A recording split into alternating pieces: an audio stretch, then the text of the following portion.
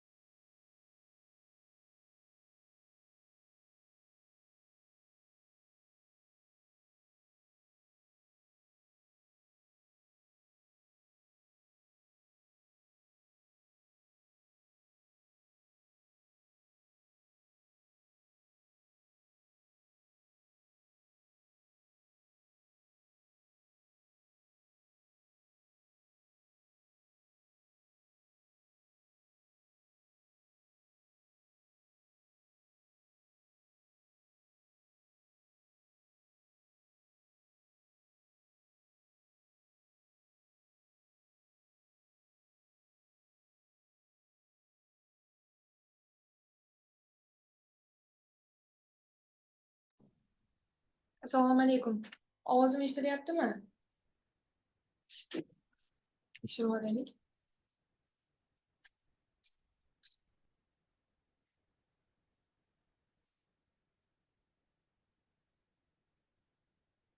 Assalomu alaykum, hurmatli ustozlar va o'quvchilar. Ovozim eshitilyaptimi? Mikrofoningizni yoqib tasdiqlab yuborsangiz yaxshi bo'lardi.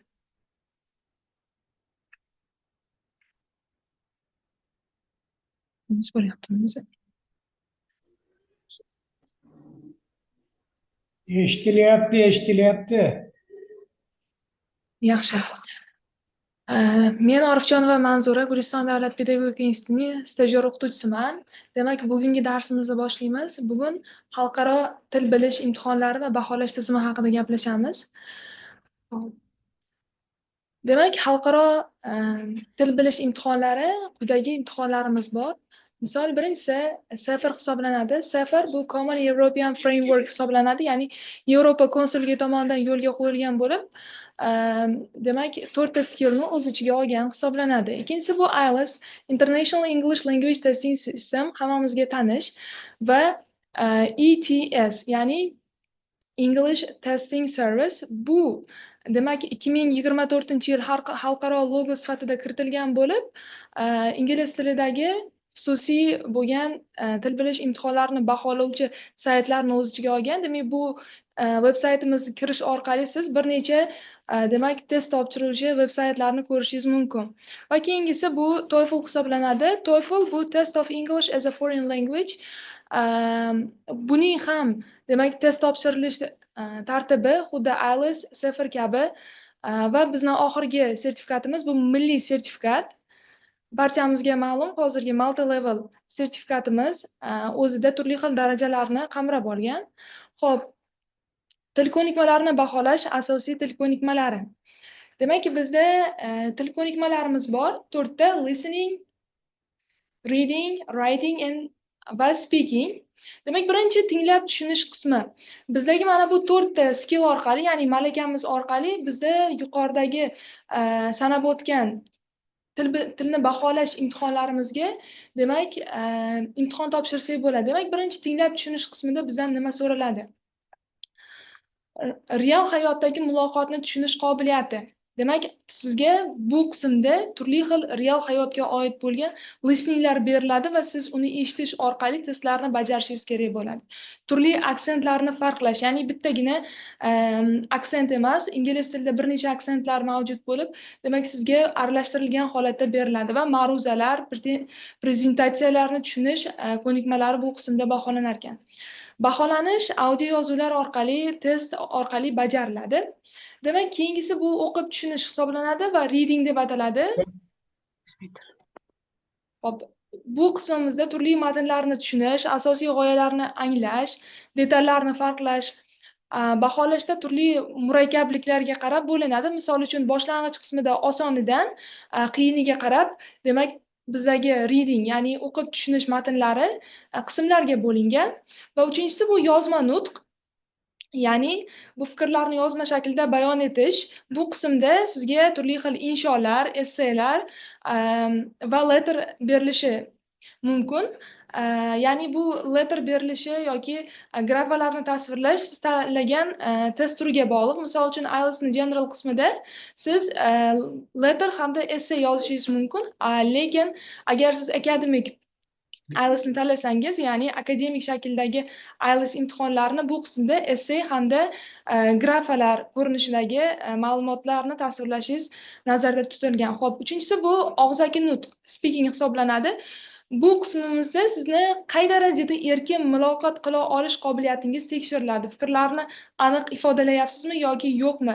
Demak, bizda bu qism ham 3 ga bo'linadi. Birinchi qismda kundalik bizdagi muloqot jarayonimizda foydalanadigan kundalik muloqotlar uchun savollar bo'lsa, ikkinchisida esa bizda 2 daqiqalik nutq so'zlashimiz kerak bo'ladi. Ya'ni berilgan topigimizga aloqador bo'lgan, matnimizga aloqador bo'lgan, demak, nutqni avvalambor qisqa eslatmalar bilan belgilab olamizda, 2 daqiqa suhbat quramiz va uchinchi qismda esa biz demak ikkinchi topik berilgan ikkinchi partimizdagi kabi mavzuga savollar beriladi va bu qismda sizni qay darajada demak fikrlay olish qobiliyatingiz ham baholanadi. Hop. Demak, bizda baholash mezonlarimiz bor. Bu mezonlar nimaga qarab amalga oshiriladi? Birinchisi bu aniqlik, accuracy, hamda ravonlik, fluency, leksik boylik, ya'ni sizni qay darajada so'z boyligingiz ko'p ekanligi vocabulary range qismida, hamda grammatika va coherentlik va cohesion deb ataluvchi qism bor. Ingliz tilida coherence and cohesion deb ataladi, ya'ni qay darajada siz ravonsiz va sizni so'zlayotganda yozma hamda og'zaki nutqingiz bir-biriga qay darajada bog'langanligini ushbu mezonlar orqali demak baholanar ekan.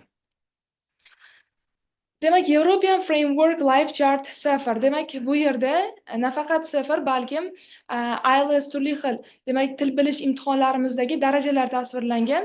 Demak, bizdagi A1 hamda A2 darajamiz, starter hamda elementary, basic userlar hisoblanar ekan. Agarda sizni darajangiz A1 yoki A2 bo'ladigan bo'lsa, demak siz basic, ya'ni eng demak boshlang'ich qismidagi foydalanuvchi hisoblanasiz. Va ikkinchisi intermediate qismida esa siz intermediatedan upper intermediate'ga qadar independent user, ya'ni mustaqil foydalanuvchisiz va bu qismda siz demak o'zingizni fikringizni bayon qila olasiz va kundalik hayotimizda uchraydigan qisqa tekstlar yoki bo'lmasam ozgina murakkab bo'lgan tekstlar bilan bemalol o'qib tushuna olasiz.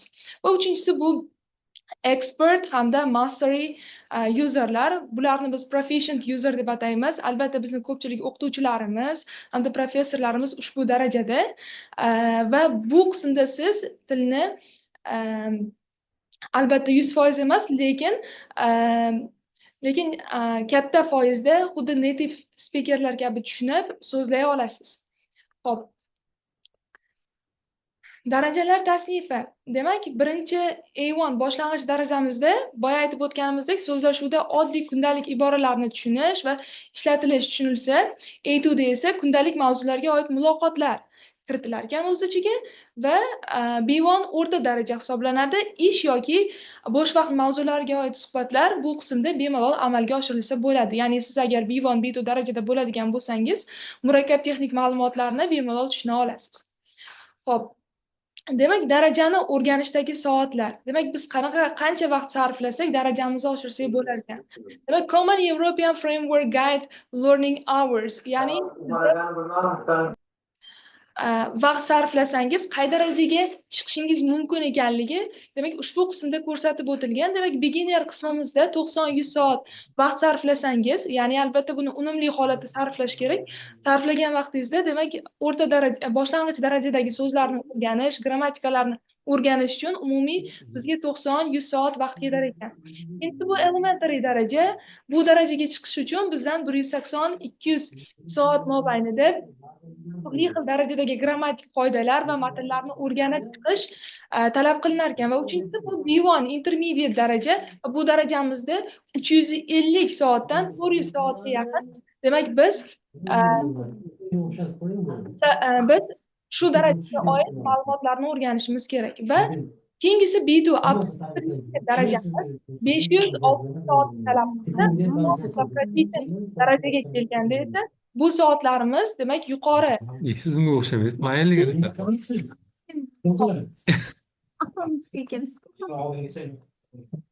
Demak, advanced darajamizda Tushuntirdik, hozir.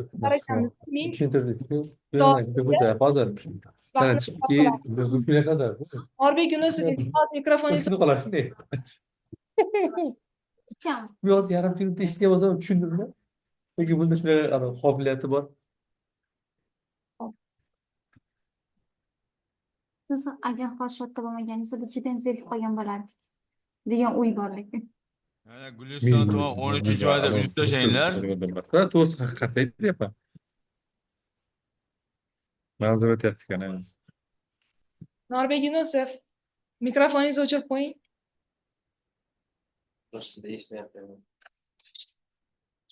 Xo'p.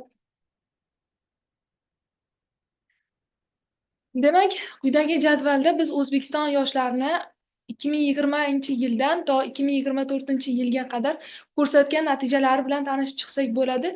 Demak, 2020-yilda demak bizda IELTS topshiruvchilarimiz soni nisbatan juda ham past ko'rsatkichni qayd etgan. Atigi 3596 ta bo'lib, demak 5,5 natijani qo'lga kiritgan va bu daraja demak 8,5 olgan o'quvchilarimiz 14 ta va umumiy hisobda 9 olgan o'quvchilarimiz natijalari qayd etilmagan. Va 2021-yilda bu ko'rsatkich bittaga ko'paygan. Umumiy hisobda 26,216 ta o'quvchi demak IELTS sertifikatini topshirib, turli xil darajalarga ega bo'lgan. Demak, bizda quvonarlisi o'tgan yili demak 22 ta umumiy hisobda 9 natijani olgan o'quvchilarimiz bor ekan. Va eng kami past natija bu 5,5 hisoblanadi va mana shu ballni qo'lga kiritgan o'quvchilarimiz esa 14,006 tani tashkil qilar ekan. Jami hisobda o'tgan yili 52,706 ta o'quvchimiz IELTS topshirib, yuqori natijalarni qo'lga kiritgan. Xo'p. Ana endi asosiy qismga o'tamiz. Demak, how to grow zero to hero, ya'ni qanaqa qilib noldan ko'tarilsak bo'ladi.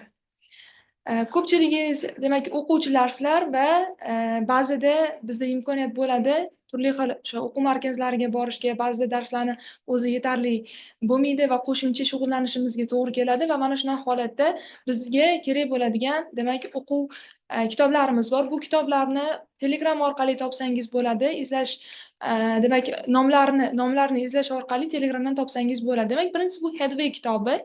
Demak, bu kitobda bizda turli xil videolar hamda eshitish ko'nikmalarini oshiruvchi turli xil audiolar hamda reading qismini oshiruvchi turli xil matnlar hamda grammatika qismini oshiruvchi turli xil mavzular berilgan. Va xuddi shunday English File, Straightforward kitoblari bor va bu kitoblarni boshlang'ich beginner darajadan advanced darajagacha bo'lgan qismlarni siz topsangiz bo'ladi va bu orqali siz mustaqil ravishda ingliz tili darajangizni ko'tarib olsangiz bo'ladi. Xo'p, keyingisi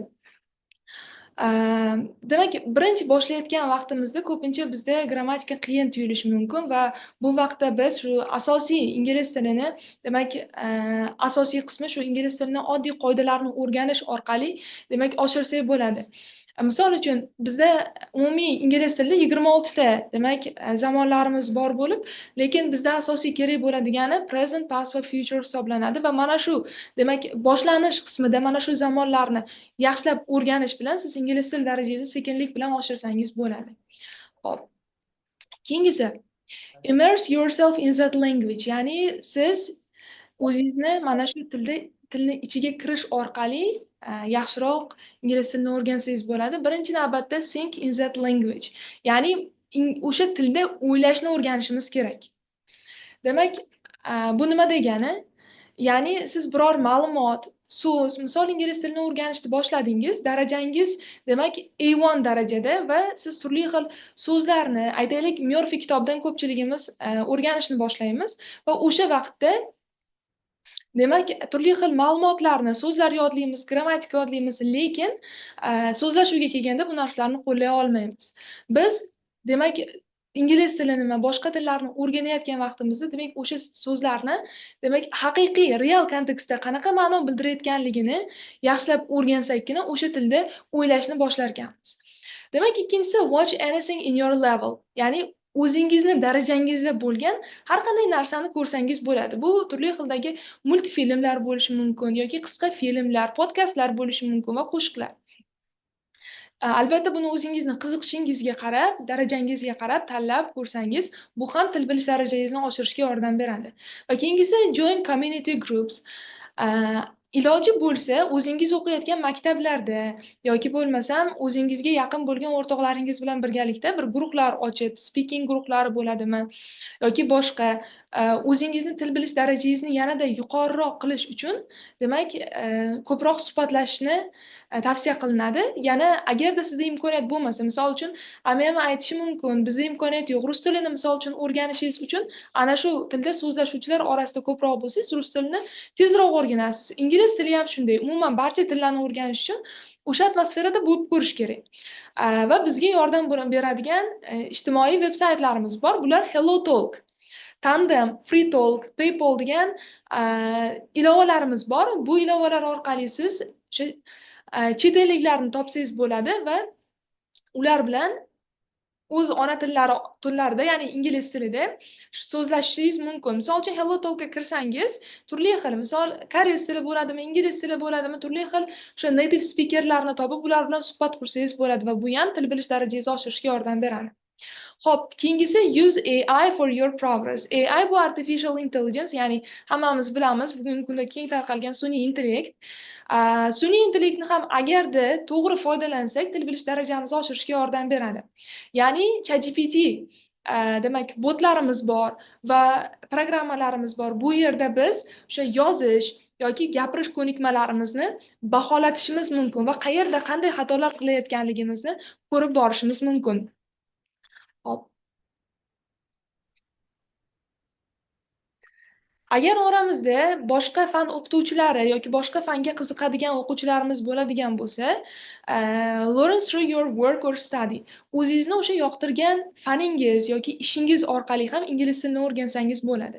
Misol uchun ko'plab psixologlarimiz ingliz tilini boshlang'ich kitoblar orqali, ingliz tilida yozilgan oddiy bir kitoblar orqali o'rgansalar bo'ladi. Agar siz IT ga qiziqadigan bo'lsangiz, unda bir IT ga oid bo'lgan guidebooklarimiz bor, ya'ni qo'llanmalarimiz bor. Shularni o'qib, tarjima qilish orqali ham siz ingliz tili darajangizni ko'tarishingiz mumkin. Ko'plab doktorlarimiz ham asosan o'sha medical termlarimiz bor, ya'ni meditsinaga oid bo'lgan so'zlarimiz bor. Bularni o'rganish orqali, misol o'zlariga qiziqadi va bularni tez fursatda o'rgansalar bo'ladi. Xo'p, nimadan boshlash kerak? A1 dan B1 ga qadar. Xo'p. Demak, bizda o'rganish uslublarimiz bor. Avvalambor siz o'sha bir darajadan ikkinchi darajaga chiqishdan oldin siz o'zingizni o'rganish uslublaringizni aniqlab olishingiz kerak. Demak, bizda turli xil o'rganish uslublarimiz bor. Bu yerda ko'ryapsiz, visual, auditory, kinesthetic kabi demak turlari bor.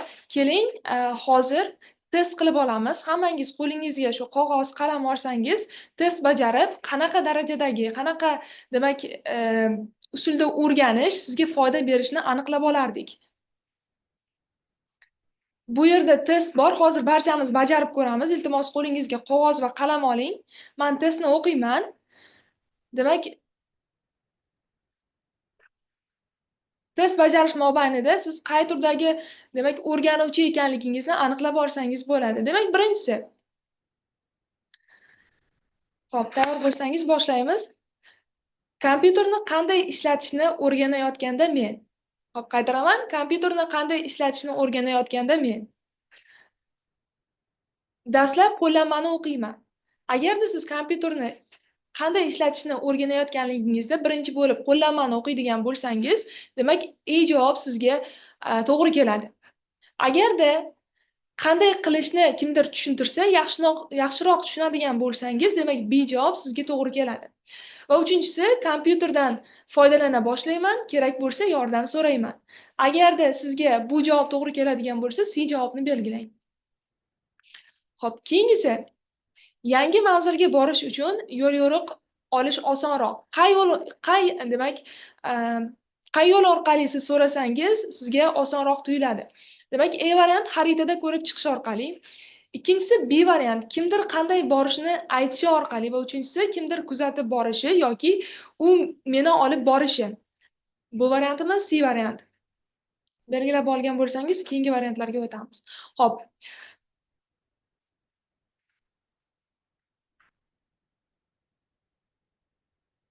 Telefon raqamni eslab qolish uchun raqamni ko'rib chiqish, bir necha marta terish.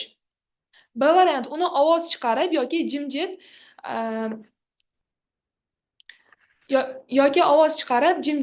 o'zimga bir necha marta takrorlayman. Va uchinchisi, C variantimiz, raqamni klaviaturada bosib, har bir raqamni tovushini yoki uni yozib qo'yish orqali eslab qolaman.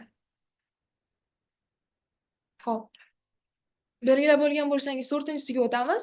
Dam olish uchun men. Demak, A variantda kitob yoki jurnal o'qiyman. B variant, musiqa tinglayman yoki o'zim ijro etaman. C variant, sayr qilishni yoki jismoniy faoliyat bilan shug'ullanishni afzal ko'raman.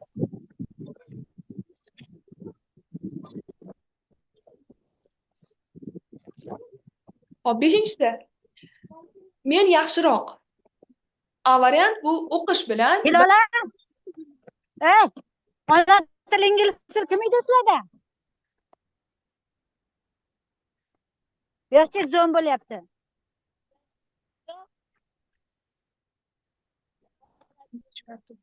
Orqa mana professor.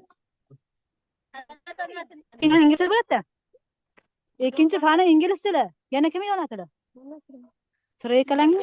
30-maktab bo'ldi o'shirdi. Hop. 6-si, 5-si men yaxshiroq o'qish bilan, gaplashish bilan va C variant jismoniy faoliyat bilan. 6-si maktabda men eng yaxshi o'rganaman. Nima orqali? O'qish orqali, tinglash orqali, qo'l mehnati bilan faoliyat orqali. Hop. 7-si men odatda A o'ylovchi, B gapiruvchi, C ishlovchi. Hop, 8-si imtihonga tayyorlanayotganda eng yaxshi ishlash. A variant o'qib ma'lumotlarni xotirada saqlash, B variant o'qib fikrlarni ovoz chiqarib yoki jimjit takrorlash. C variant ko'rsatmalar yozish yoki reja tuzish.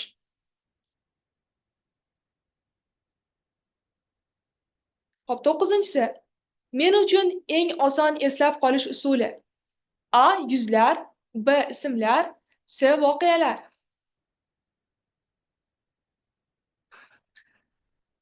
10-si shanba kuni men afzal ko'raman. A kino tomosha qilishni, B konsertga borishni, C sport bilan shug'ullanishni yoki tashqariga chiqish. Hop, 11-si darsda eng muhimi rasmlar, diagrammalar va grafiklar bilan yaxshi darslik. B variant yaxshi o'qituvchi, qiziqarli ma'ruzalar bilan.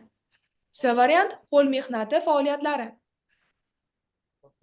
Hop, 12-si o'qish uchun eng oson usul. Materiallarni o'qish va ko'rib chiqish. B variant boshqalar bilan mavzuni muhokama qilish. C variant yozma yozuvlar yoki reja tuzish.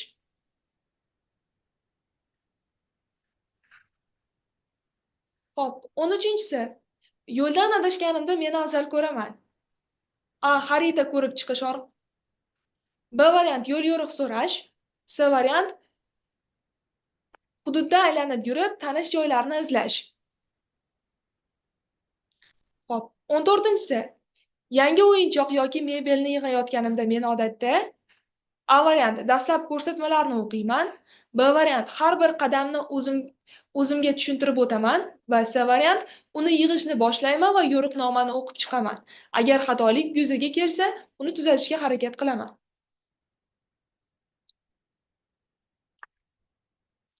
Xo'p, demak bizda oxirgi qismlar, oxirgi savollarimiz qoldi. Muammoni hal qilishda eng foydali bo'ladi. A. Shu mavzuda eng mashhur kitobni o'qish. B. Ishonchli do'stim bilan variantlarni muhokama qilish. C.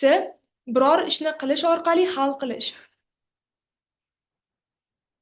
Va oxirgisi, qaysi gapni yoqtirasiz? Rasmlar minglab so'zlarni ifodalaydi. Menga gapiring, men tushunaman. B variant va C variant faqat bajaring. Belgilab borgan bo'lsangiz, barcha variantlaringiz ichida eng ko'p to'plangan variantlarni sonini, demak, hisoblab chiqing.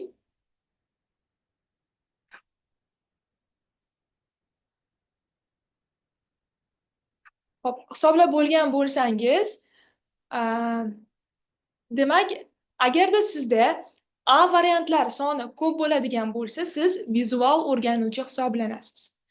Agarda sizda B javoblar soni ko'p bo'lsa, demak siz auditoriya o'rganuvchisi hisoblanasiz va 3-si C variantlaringiz soni ko'p bo'lsa, qolgan variantlarga nisbatan siz kinestetik yoki tactile o'rganuvchi hisoblanasiz. O'zi bu usullar nima degan savol tug'ilishi mumkin. Demak, birinchi vizual o'rganuvchilar, bu turdagi o'rganuvchilarimiz rasm, diagramma va videolardan foydalanishni afzal ko'radi.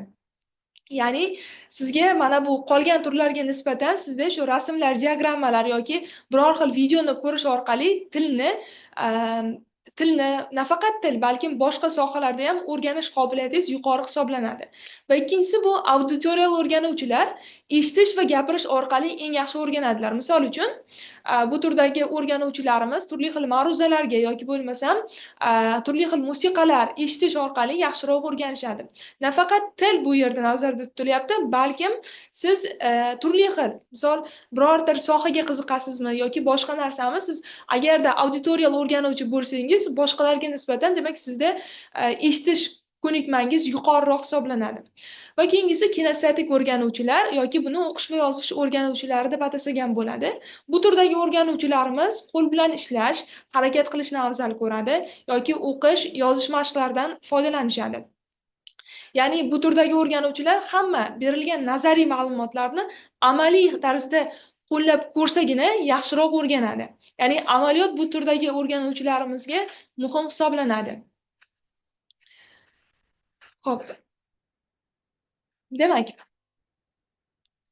bizda umumiy hisobda 4 ta ko'nikmamiz bor, ya'ni tilni o'rganishda bizga 4 ta ko'nikma kerak bo'ladi. Bular listening eshitish, speaking gapirish, writing yozish hamda reading o'qish ko'nikmalari. Biz bularni ikkiga bo'lamiz: sub skills hamda main skill. Main skill bu asosiy skilllarimiz hisoblanadi va yordamchi bizdagi skilllarimiz bor, sub skilllarimiz, grammatika, vocabulary, pronunciation kabi demak ko'nikmalarimiz bor. Boya aytib o'tganimdek main skilllarimiz reading, writing, listening, speaking bo'lsa, sub skilllarimizga grammatika, vocabulary kirib ketadi va bular mana bu 4 ta demak ko'nikmalarimizni asosi hisoblanadi. Agarda sizda grammatika hamda vocabulary yuqori darajada bo'lsa, sizda mana bu demak ko'nikmalarni, asosiy ko'nikmalaringizni yaxshilab olish imkoniyati yuqoriroq bo'ladi.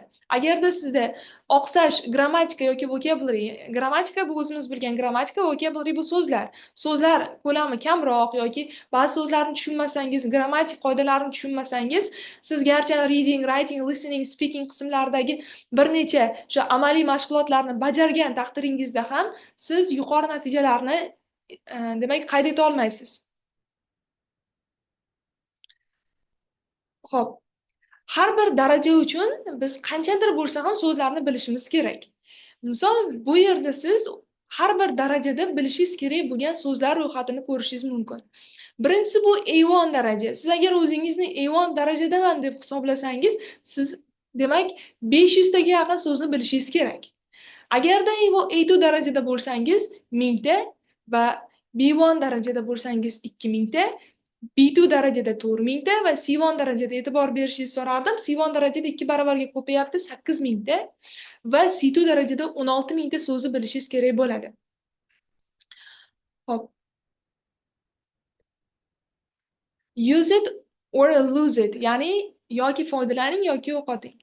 Biz garchi ko'p so'zlarni yodlasak ham, har bitta darajaga chiqib ketayotgan vaqtimizda ko'p so'zlarni yodlasak ham, lekin hammasi ham esimizda qolavermaydi. Xo'p.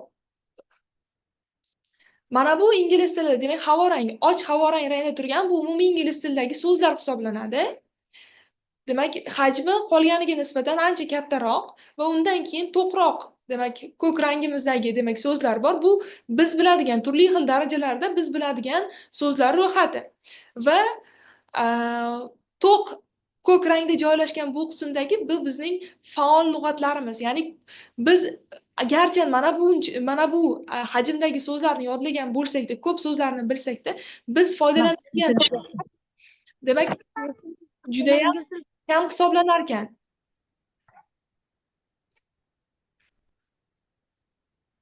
Bu nimani hisobiga? Sababi ingliz tilida har 2 soatda bitta yangi so'z qo'shiladi. Shuni hisobiga ingliz tilini umumiy ingliz tili lug'ati juda ham keng. Garchi biz ko'p so'zlarni yodlasak ham bu doiramiz kengayib boraveradi. 30-maktab Zebiniso Abdujalilовna, iltimos mikrofoningizni o'chirib qo'ying. Hop. Mana shu har 2 soatda bitta so'z qo'shilishini hisobiga bu doiramiz kengayib boraveradi va biz biladigan lug'atlarimiz garchi kattaroq hajmni, demak mana bu qismdan ko'ra ancha katta hajmni ko'rsatgan bo'lsa-da, bizni faol lug'atlarimiz juda ham kam. Nega? Sababi biz buni kundalik hayotda ishlatmaymiz va ishlatmaganimizdan keyin bu so'zlar passive vocabulary, nofaol lug'atlar qatoriga kirib oladi. Biz qanaqa qilib buni demak faol lug'atlarimizni ko'paytirsak bo'ladi? Albatta, eng oson usullardan biri bu topic based vocabulary. Ya'ni biz mavzuga asoslangan lug'atlarni yodlash orqali. Misol quyidagi rasmda ko'ryapsiz, demak joyga aloqador bo'lgan lug'atlarimiz bor. Siz turli xil lug'atlarni, bir-biriga aloqador bo'lmagan lug'atlarni yodlash o'rniga topic based, ya'ni mavzuga asoslangan biror lug'atni yodlasangiz, sizda eslab qolish qobiliyatingiz qolganlarga nisbatan ancha kuchayadi. Chunki turli xil mavzudagi so'zlarni yodlab qolish sizdan ko'p vaqt va kuch talab qilsa, agarda siz biror mavzuga oid so'zlarni yodlab olsangiz, bu sizni eslab qolish imkoniyatini demak yaratib beradi. Misol bu yerda ham ko'ryapsiz, joyga aloqador.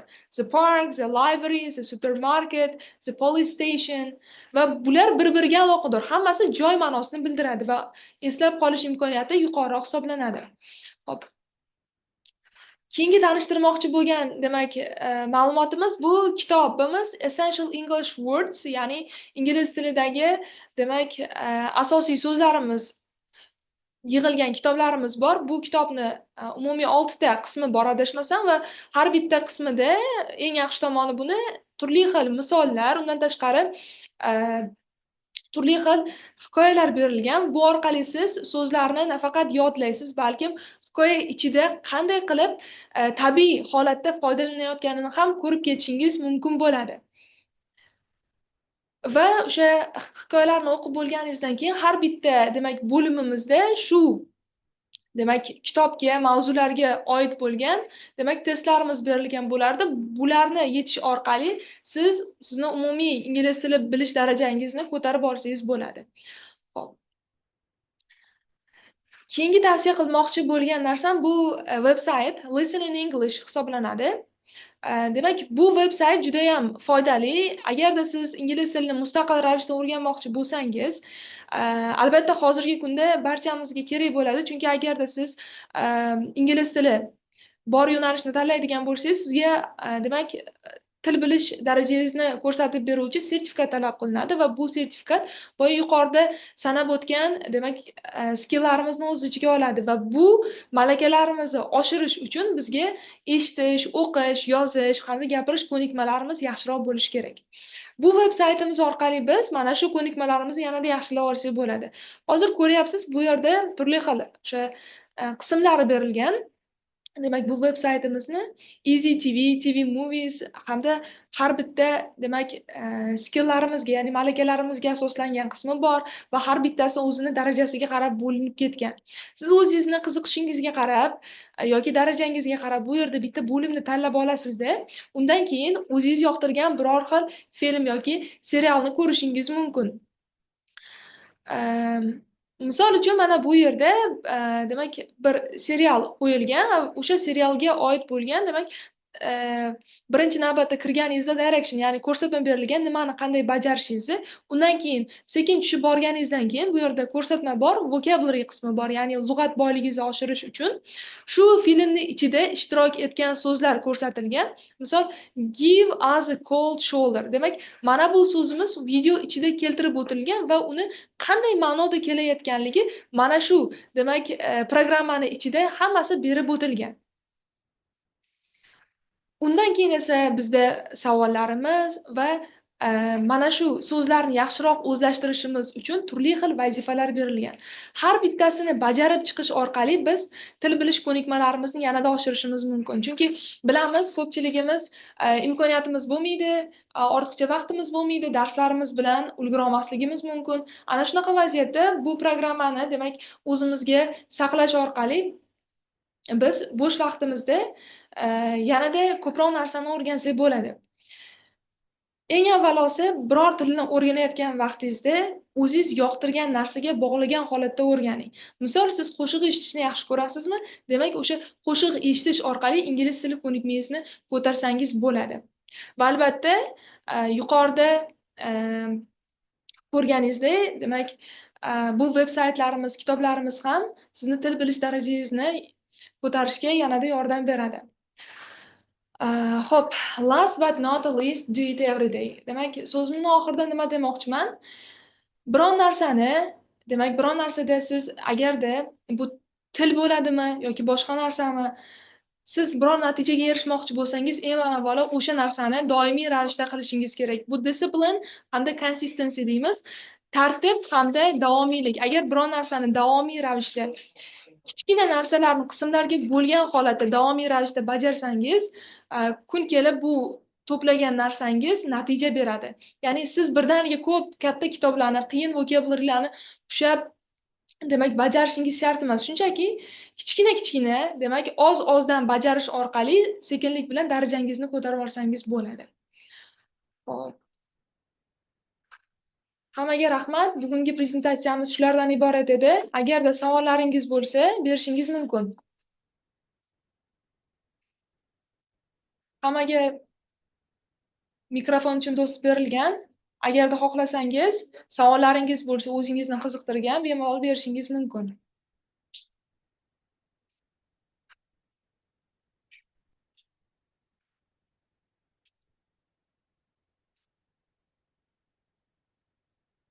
Savollaringiz bormi?